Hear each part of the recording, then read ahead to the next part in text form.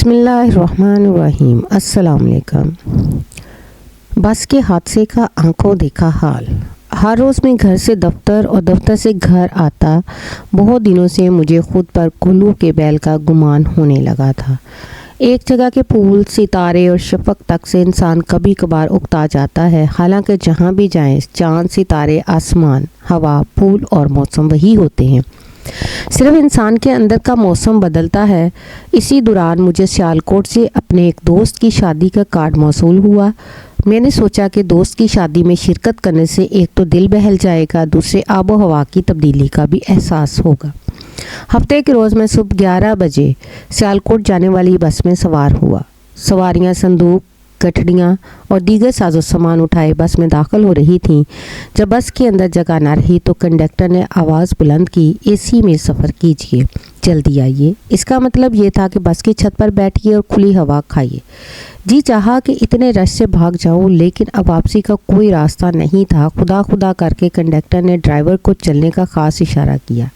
मुझे इस वक्त जितनी दुआएं याद थी वो मैंने एक एक करके पढ़ डाली। ड्राइवर ने जिस अंदाज से पहला गियर लगाकर बस तेज़ की, इससे हमने अंदाज़ा लगाया कि ड्राइवर की उकाबी रूह अब बेतार हो चुकी है। अब उसे अपनी मंजिल आसमानों पर नज़र आ रही है। उसी वक्त ड्राइवर ने टेप ऑन कर दी। खुदा जाने वो गाने वाली थी या गाने वाला। बहरहाल एक शोर बरपा था। कुछ ना समझे, खुदा करे कोई वाला मामला था। थोड़ी देर बाद हमारी बस बड़ी सड़क पर रवा दवा थी। अचानक पीछे से एक बस आई। उसने हमारी बस के बराबर दौड़ना शुरू कर दिया। इस बस के ड्राइवर ने हमारे ड्राइवर को देखकर तंज़िया इशारा किया। अब तो हमारे ड्राइवर ने बस को जहाज़ समझ लिया। हमने उसे समझाया, लेकिन उसने कहा कि ये खुद को समझता क्या है। दूसरे ड्राइवर ने अपनी बस पूरी रफ्तार पर दौड़ाना शुरू कर दी। कोई स्पीड ब्रेकर आता या कोई ऊंची नीची जगह आती तो सवारियां उछलकर छत से टकराती, मगर दोनों बसों के ड्राइवरों को एक दूसरे से आगे गुजर जाने की फिक्र लाहक थी। दूसरे बस का ड्राइवर शायद गुस्से की आग में जल रहा था।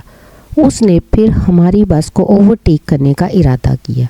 जब वो ओवरटेक कर रहा था तो मुखालिफ सिमत से एक तेज़ रफ्तार ट्रक आ गया। इसी लम्हे ज़ोरदार धमाका हुआ।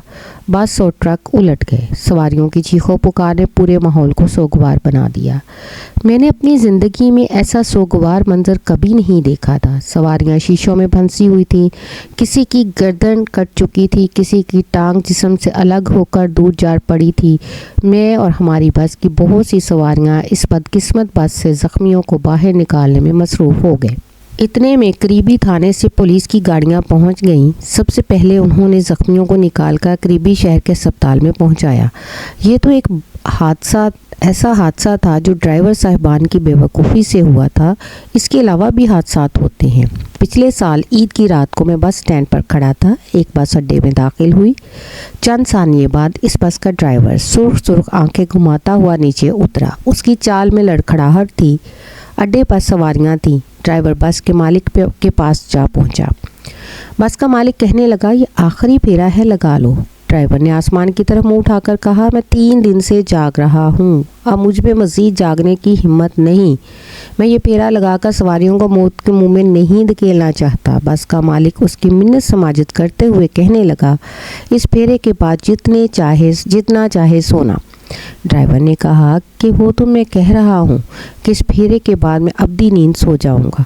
देखने को ये एक हादसा था, लेकिन इस हादसे से कितने ख़ानदान मुतासर हुए होंगे। किस किस पर क़यामत टूटी होगी, किस किस का कलेजा मुंह को आया होगा। काश हम ऐसे नुकसानात को समझने की कोशिश करें। काश हमारे ड्राइवर भाई तेज़ रफ्तारी के जुनून से छुटकारा हासिल करने की कोशिश करें। शुक्रिया।